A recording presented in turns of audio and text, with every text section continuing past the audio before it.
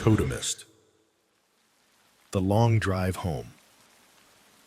I've been driving through the back roads of West Virginia for 3 years now as a local journalist, but what happened last Tuesday night still doesn't make sense. I keep replaying it in my mind, turning it over like a strange rock I found in the river, searching for some logical explanation. There isn't one. The assignment had been routine. A town hall meeting in Point Pleasant about the proposed budget cuts to county services. Nothing extraordinary. Just quotes from concerned citizens and frustrated officials. The same story playing out in small towns across America. I finished typing my notes around 11:30 p.m. in my car. The blue glow of my laptop screen, the only light in the empty parking lot. The drive home should have taken 40 minutes, tops. I know these roads like the back of my hand. The sharp curve past Miller's Creek, the pothole near the abandoned Sunoco station, the spot where deer always seem to gather in the fall. My 2008 Honda Civic isn't much, but it's reliable, and the radio keeps me company on these late-night drives. I remember checking my gas gauge before pulling out, just under half a tank. Plenty to get home. NPR was playing some interview with a novelist I'd never heard of, their voice a soothing backdrop as I navigated the winding roads that cut through the Appalachian foothills. The moon was nearly full that night, casting everything in a pale, ghostly light. The trees looked like silhouettes cut from black paper, their branches reaching toward the sky like bony fingers. Beautiful, in a melancholic sort of way. I've always loved night driving when it feels like you're the only person left in the world. That feeling changed exactly 22 minutes into my drive home. The thump came without warning, loud and heavy directly above my head, like someone had dropped a sandbag on my roof. My car actually dipped with the impact. "What the hell?" I said aloud, instinctively hitting the brakes. The road ahead was empty. My rearview mirror showed nothing but darkness. No fallen branch. No animal. Nothing that could explain the noise. I took a deep breath, chalking it up to fatigue. Maybe I'd imagined it. I pressed on the gas again, continuing down the empty stretch of Highway 2. That's when I felt it. The unmistakable sensation of being watched. Not the abstract paranoia of someone possibly looking your way, but the concrete certainty of eyes fixed on the back of your neck. Every hair on my body stood up. I checked my mirrors again. Nothing but the empty road behind me, the yellow lines disappearing into darkness. But the feeling persisted, growing stronger with each mile. My radio began to crackle with static, the interview fading in and out until I could only catch every third word. I fiddled with the dial, but the static only grew louder. I switched it off. The silence that followed was heavy, almost physical. My ears strained for any sound beyond the hum of tires on asphalt. What I heard instead was a faint scraping above me, like claws dragging across metal. "Just a tree branch," I whispered to myself, gripping the steering wheel tighter. I pressed down harder, watching the speedometer climb past 60, then 70. The road signs appeared in my headlights. Junction 35, 7 miles. I focused on that, repeating it like a mantra. 7 miles to the junction, then another 12 to my apartment. I could make it. 10 minutes later, another sign emerged from the darkness. Junction 35, 7 miles. I blinked hard, certain I'd misread it. That wasn't possible. I'd been driving steadily at over 60 miles per hour. I should have passed the junction already. Must be another Junction 35, I reasoned aloud. my voice sounding thin and unconvincing even to my own ears. 5 minutes later, Junction 35, 7 miles. My hands began to shake. I glanced at my dashboard. The gas gauge had dropped to a quarter tank. How was that possible? I'd only been driving for 30 minutes. The scraping sound above me grew louder, more deliberate. No longer random, but rhythmic. Almost like communication. "This isn't happening," I said firmly, pressing the heel of my hand against my forehead. "I'm exhausted. I'm imagining things." I rolled down my window, letting the cold night air rush in, hoping it would clear my head. Instead, it brought a smell, something acrid and musty, like wet feathers and burned electrical wiring. The road stretched endlessly before me, unchanging despite my speed. And then, as if responding to my growing panic, my headlights flickered once, twice, and then went out completely. I screamed, instinctively slamming on the brakes.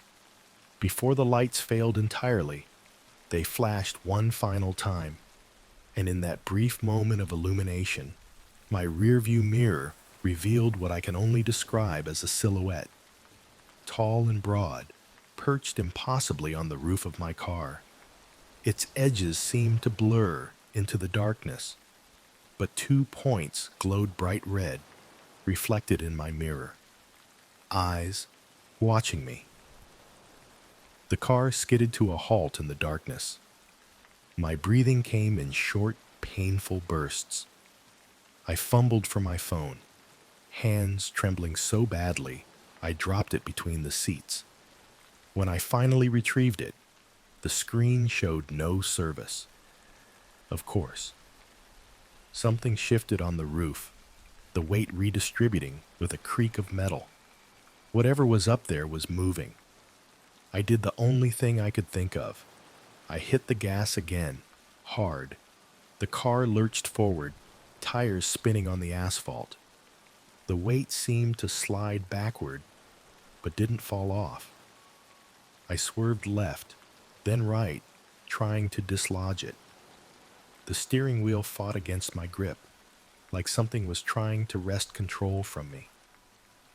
My headlights suddenly came back on, illuminating the road ahead, and another Junction 35, 7 miles sign. I screamed again, this time in frustration as much as fear. The gas gauge now hovered just above empty. With no other option, I yanked the wheel to the right, pulling onto the shoulder. The car shuddered to a stop. I sat there, engine idling, too terrified to turn around, too terrified to look up. "What do you want?" I whispered. No response came except the persistent scraping sound, now directly above my head. I closed my eyes. My options were limited. Sit here until I ran out of gas, or step outside and confront whatever was on my roof. Neither seemed particularly appealing. A sharp tap on my window made the decision for me. I turned, expecting to see those red eyes staring back at me. Instead, there was nothing, just darkness and the gentle rustling of trees in the night breeze. The weight on my roof was gone. The scraping had stopped. I must have passed out from fear or exhaustion, because the next thing I remember is the sound of someone knocking on my window again, more insistently. Daylight. Somehow, it was morning. I opened my eyes to find myself parked at a gas station. The same one I'd passed early in my drive the night before, recognizable by its faded blue awning and the rusted Coca-Cola sign in the window. My gas gauge read empty. A middle-aged man in a red flannel shirt peered through my window with concern. I rolled it down, disoriented and confused. "You all right in there?" he asked. Been sitting here with your engine running for the past hour. I don't know how I got here, I stammered. Last night I was driving and something, probably just fell asleep at the wheel, he interrupted, not unkindly. Happens to the best of us. Lucky you pulled over somewhere safe. But I hadn't pulled over here. I'd stopped miles away on a dark stretch of Highway 2. I stepped out of the car on shaky legs, looking around. The morning was bright and ordinary. The gas station already busy with people fueling up on their way to work. What happened to my car? I asked, noticing for the first time the state of my Civic. Long scratches ran across the roof. The metal dented in places like something heavy had been sitting there. The man's expression changed subtly. His eyes darted to the hills that rose in the distance behind the gas station, then back to me. Probably just hit a low-hanging branch, he said, but his tone had lost its casual friendliness. Listen, you should fill up and get on your way. And, my advice? Don't take Highway 2 today. Road's closed for maintenance. But I need to get home. Take Route 33 instead, he insisted, already backing away from me. It's longer, but... His voice trailed off as he glanced at the hills again. But what? I pressed. He sighed, looking around to make sure no one else was listening. Look, strange things happen on that stretch of road sometimes, especially at night. People see things, hear things. He tapped the scratches on my roof. Some folks round here say it's nothing, but others know better. What is it? I asked, my throat dry. He shook his head. Just take Route 33. It's safer, and whatever you do, don't look to the hills after sunset. Not for a few days, at least. With that cryptic warning, he turned and walked back to the station. I filled my tank with trembling hands, unable to shake the feeling of being watched, even in the bright morning light. As I was paying inside, I noticed a bulletin board near the register, covered with local flyers and announcements.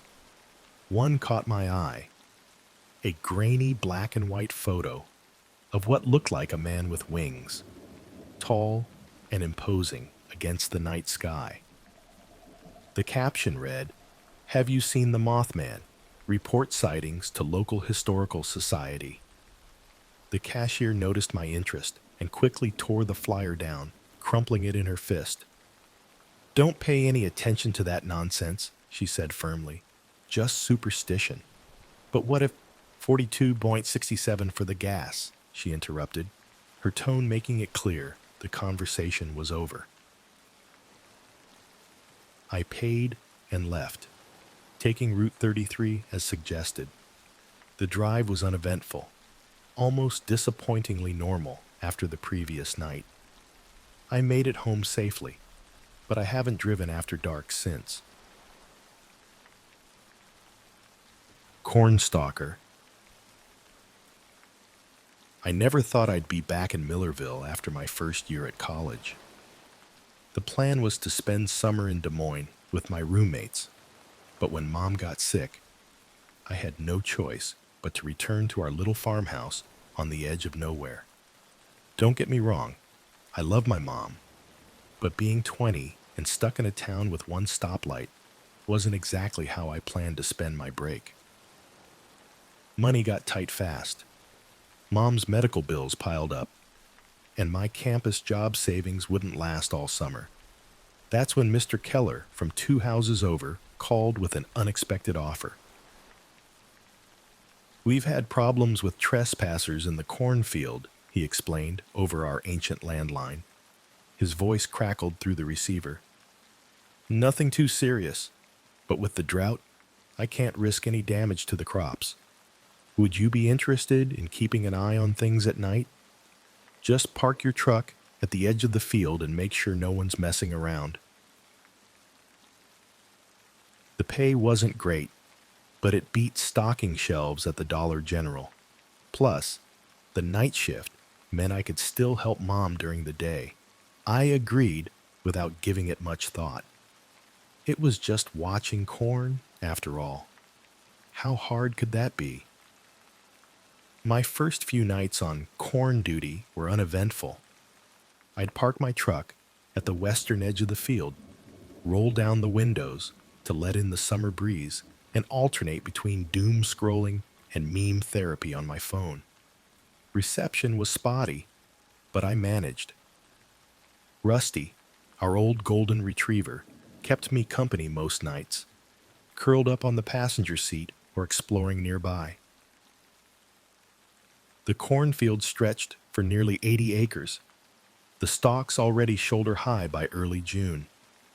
During sunset, the rows created long shadows that resembled prison bars across the dirt. I'd watch the sky change colors until darkness settled in, then switch on my flashlight for reading. It was on my 6th night that things changed. I noticed it first when Rusty's behavior shifted. Usually, content to doze or wander, he suddenly sat upright in the truck, ears perked forward, eyes fixed on something in the field. When I tried coaxing him out for his usual bathroom break, he whined and pressed himself against the door, refusing to budge. "What's wrong, buddy?" I asked, peering into the darkness. The corn swayed gently in the night breeze, but nothing seemed out of place. Rusty continued staring, a low rumble building in his chest. That's when I saw the light. At first, I thought it was a flashlight. Maybe the trespassers Mr. Keller worried about. But this light hovered about 20 feet above the corn, a soft blue-green glow that pulsed slightly. It remained stationary for nearly a minute before drifting slowly eastward, disappearing behind the tree line that separated Keller's property from the Hendersons'. I grabbed my own flashlight and stepped out of the truck, expecting to hear voices or see more lights. Nothing. Just the endless rustling of corn leaves and distant cricket chirps. "Hello?" I called out, immediately feeling foolish. "Anyone out there?" No response. When I returned to the truck, Rusty had wedged himself under the dashboard, trembling. It was probably just a drone, I told him, though I wasn't convinced. Who would fly a drone over cornfields in the middle of nowhere at 11:30 p.m.? I reported nothing unusual to Mr. Keller the next morning. The second incident happened 3 nights later. I'd brought some extra coffee with me, determined to stay alert. Rusty had refused to come along, cowering under Mom's bed when I grabbed his leash. I didn't push it. Around midnight, the temperature dropped suddenly. June in Iowa can be unpredictable, but this felt different. A clammy coldness that settled over everything. I rolled up the windows and zipped up my jacket, watching my breath cloud in front of me. That's when I heard it. Footsteps. Heavy, shuffling footsteps moving between rows of corn about 50 yards from my truck. The stalks rustled and parted as something moved through them. Too deliberate to be an animal. Too uneven to be a person. I switched off my interior light and sat perfectly still, straining to see movement in the darkness. The footsteps continued, circling around to approach from a different angle. Then came a sound I still struggled to describe, a deep, clicking chitter that reminded me of insects, but amplified, resonating with a strange intelligence. My hands shook as I fumbled for my phone, hoping to record whatever was out there. The screen lit up, momentarily illuminating the cab of my truck. That's when the footsteps stopped abruptly. Silence stretched for what felt like hours, but was probably only minutes. Then 3 quick, heavy footfalls, like someone rushing forward, before the sound retreated deep into the field. I waited until sunrise before leaving my post, too terrified to start the engine in the dark. Probably just a confused deer, Mr. Keller suggested when I described the footsteps. They can sound mighty strange at night. What about the chittering sound? I asked. He shrugged. All sorts of critters make all sorts of noises, nothing to worry about. But his eyes didn't meet mine, and I noticed how he glanced toward the cornfield with an expression I couldn't quite read. I almost quit after that second night. Almost. But Mom's latest medical bill arrived, and Mr. Keller offered a bonus if I'd stick it out through the end of the month. I agreed, but brought supplies. A stronger flashlight, with extra batteries, and a baseball bat I found in our garage. Rusty still refused to join me. For 3 nights, nothing happened. The normal sounds of the countryside returned, and I began to think I had imagined the whole thing. Maybe it was stress or isolation playing tricks on my mind. On the 4th night, it rained. Not the gentle summer rain that brings relief from heat, but a sudden, violent downpour that drummed against the roof of my truck. Lightning flashed across the sky, momentarily turning night to day. In those bright flashes, the cornfield transformed into a writhing sea of green. Between thunderclaps, during one of those ephemeral moments of silence, I heard it again. That chittering sound, closer now, almost beside my truck. I gripped the baseball bat with sweaty hands, eyes darting between mirrors.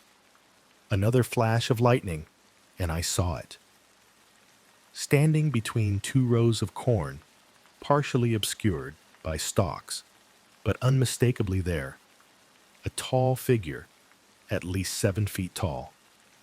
The lightning illuminated 2 massive, leathery wings folded against its back, and a face that wasn't a face at all, just a smooth, oval surface with 2 glowing yellow eyes that seemed to pierce right through me. I couldn't move, couldn't breathe, couldn't look away. The figure raised what might have been an arm, pointed directly at me, and made that horrible chittering sound again. This time, it had a rhythm to it, almost like language. My vision tunneled, darkness creeping in from the edges. The last thing I remember was those yellow eyes growing brighter, filling my entire field of view before everything went black. I woke up slumped over my steering wheel, sunlight streaming through the windshield. My truck was parked exactly where I'd left it, engine off, keys in my pocket. The rain had stopped, leaving the world fresh and clean. Birds sang in the distance. Everything seemed normal, except I wasn't wearing shoes. I looked down at my feet in confusion, trying to remember if I'd taken my sneakers off before falling asleep. I hadn't. Mr. Keller found me walking barefoot along the gravel road, disoriented and confused. "You look like you've seen a ghost, son," he said, helping me into his pickup truck. "What happened out there?" "I don't know," I replied honestly. "I saw something in the field during the storm." He was quiet for a long moment. "Something with wings?" he finally asked, voice barely above a whisper. I stared at him. "You've seen it too." It wasn't a question, but he nodded anyway. "My grandfather called it the cornstalker. Said it's been coming to this land longer than our families have been here." He sighed heavily. "That's why I hired you. Thought maybe it would leave if someone was watching." "What is it?" "Don't know. But it's never hurt anyone. far as I can tell. Just observes. Takes small things sometimes. Like shoes? I asked. He chuckled without humor. Yeah, like shoes. My sneakers turned up 3 days later, discovered by a trucker at a rest stop nearly 80 miles away. They were perfectly intact, placed neatly side by side, but covered in a fine, black soot that wouldn't wash off. I kept the night watch job until the end of summer.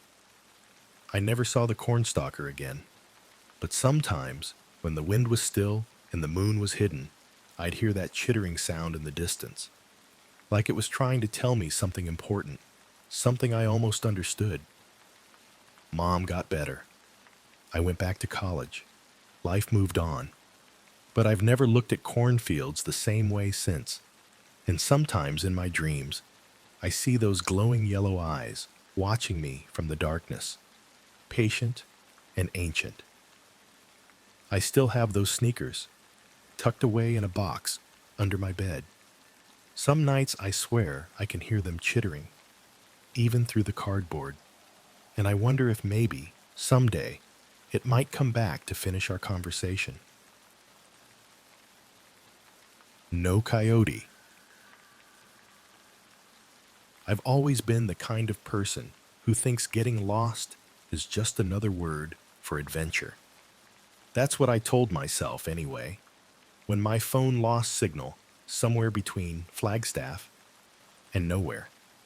The GPS had cut out 20 minutes earlier, leaving me with nothing but faded road signs and the sinking Arizona sun for guidance. It was supposed to be a simple cross-country road trip before senior year. 3 weeks, just me and my beat-up Toyota, collecting stories and photos from places that existed only as pinpoints on maps to me before. The first week had gone perfectly. Too perfectly, maybe. The universe has a way of balancing things out. I missed a turn somewhere past the reservation. Or maybe the turn I took wasn't on any map to begin with. The road narrowed, the pavement grew cracked and sun-bleached, with desert scrub pushing through the fractures like the earth was reclaiming what humans had stolen. The settlement appeared suddenly around a bend, a cluster of low adobe buildings, windows dark and empty, roofs partially collapsed. No signs, no markers. Nothing to indicate what it had been or when it had been abandoned. The main road, if you could call the dirt path that, cut straight through the middle of this forgotten place. I slowed down, something in me wanting to document this unexpected discovery. The dashboard clock read 6:47 p.m., still enough light to snap a few photos. I pulled over, my Toyota's tires crunching on gravel and sand. The silence hit me first when I stepped out. Not the peaceful quiet of nature, but something deeper. The absence of sound that feels like pressure against your eardrums. No birds, no distant traffic, not even the whisper of wind through the desert brush. The buildings stood like sentinels, watching me with their empty window eyes. I took a few photos, the click of my camera unnaturally loud.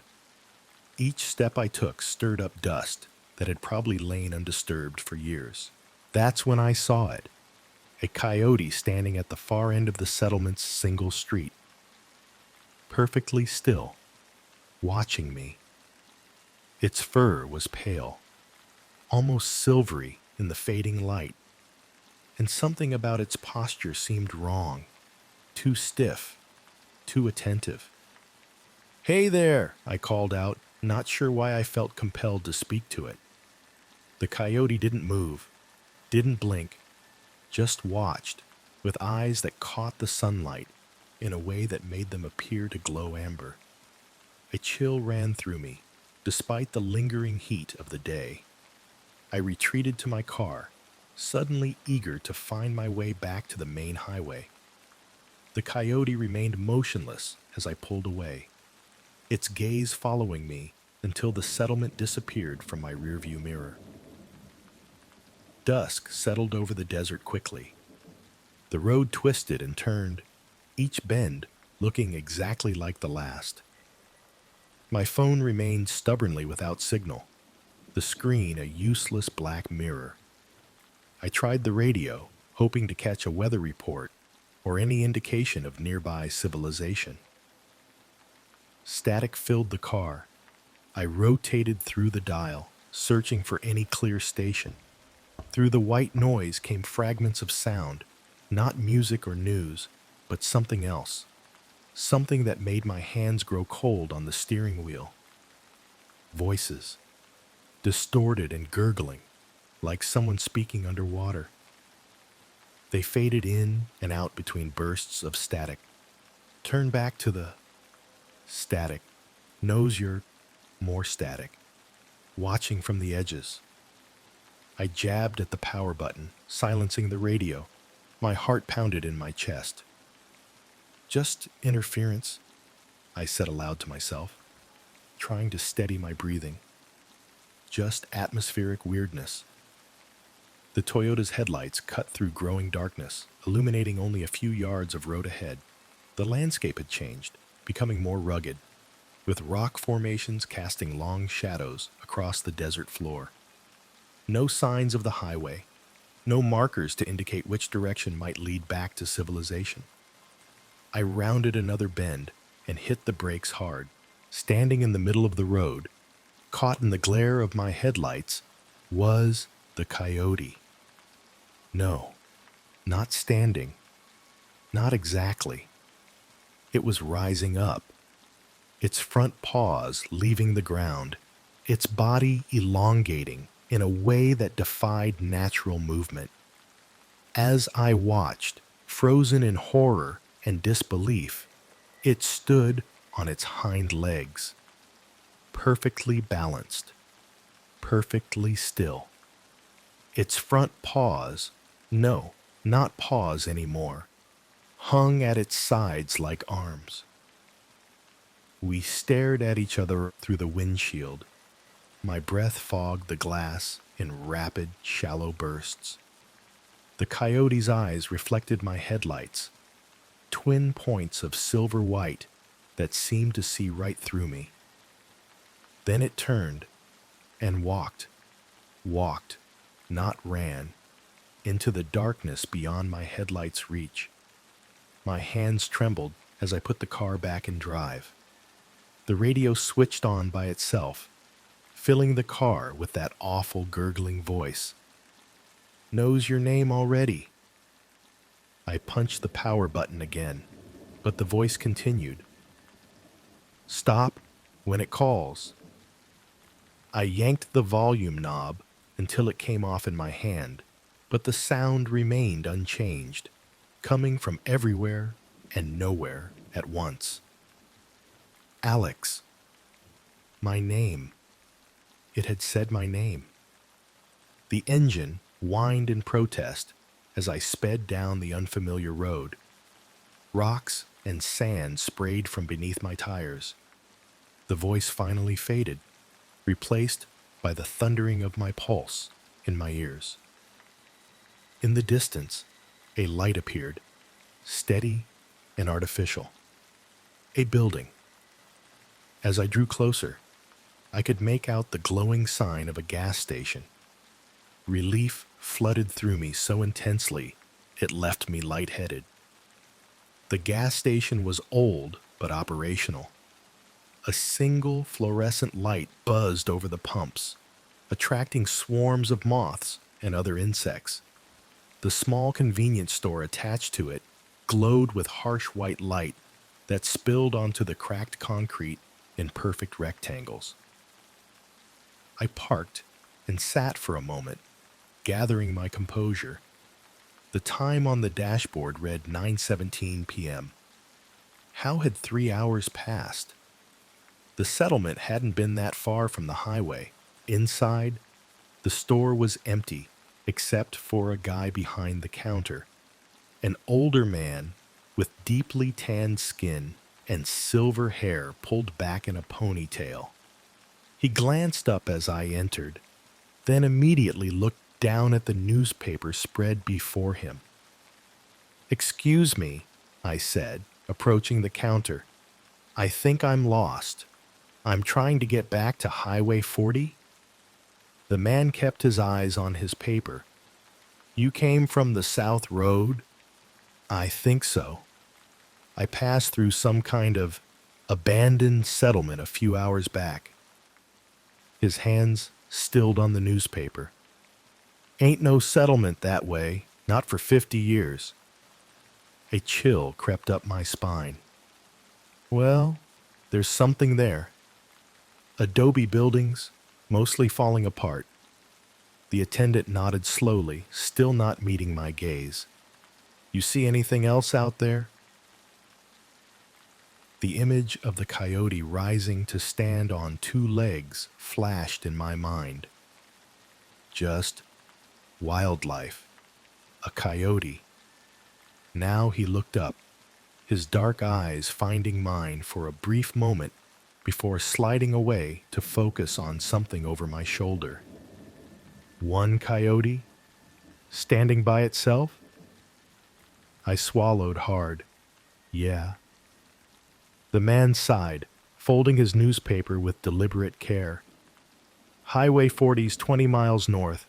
You'll want to take the road out front. Stay on it, no matter how it twists. Don't turn off for nothing, even if you see lights or what looks like a shortcut." He reached under the counter and pulled out a small jar filled with something that looked like salt mixed with dried herbs.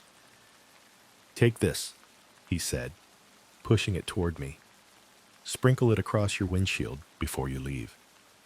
Across the back window, too."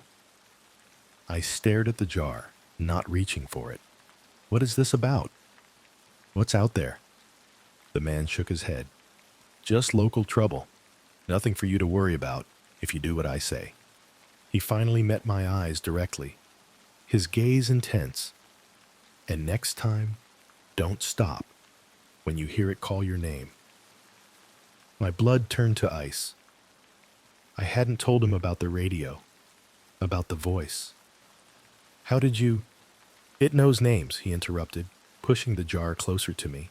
"Pulls them right out of your head if you let it. Old thing, hungry thing. Lives in the spaces where people used to be, but ain't no more." "What is it?" I managed to ask, my voice barely a whisper. His eyes shifted away again. "It ain't no coyote. Never was." He tapped the jar with one weathered finger. "This'll keep it from following you once you leave. Highway straight north. You'll hit Kingman in about half an hour if you don't stop." I took the jar, my fingers numb. "Thank you." As I turned to leave, he spoke again. "Your radio, it break on you out there?" I nodded without turning around. "It'll work again once you cross the county line, but don't turn it on till morning. Sometimes that thing, it can make voices come through, even when there's nothing broadcasting. Knows how to use machines to get close." I clutched the jar tighter and pushed through the door into the night. The desert air felt suddenly cold against my skin. The man's instructions seemed absurd, something from a horror movie or campfire tale. But the memory of that coyote standing upright, watching me with eyes too intelligent, kept me from dismissing his warnings. I sprinkled the mixture across my windshield as instructed, then across the back window. It clung to the glass, glittering faintly in the gas station lights. I got in my car and started the engine, careful to leave the radio off. As I pulled away from the gas station, I glanced in my rearview mirror. The man stood in the doorway, watching me leave. Behind him, at the edge of the light's reach, a figure stood in the darkness, tall and still, its silhouette not quite human, not quite animal. I kept driving north, eyes fixed on the road ahead, refusing to check the mirror again. The highway appeared exactly where he said it would, the familiar rumble of proper pavement beneath my tires offering some small comfort. It's been 3 years since that night in the Arizona desert. I finished college, got a job, moved on with my life. But sometimes, on quiet nights, when I'm driving alone, I catch movement in my peripheral vision, something pacing my car, just beyond the reach of my headlights. And sometimes, when I'm between radio stations and the static fills my car, I hear that gurgling voice calling my name through the white noise, beckoning me to stop and listen to what it has to say. I never do.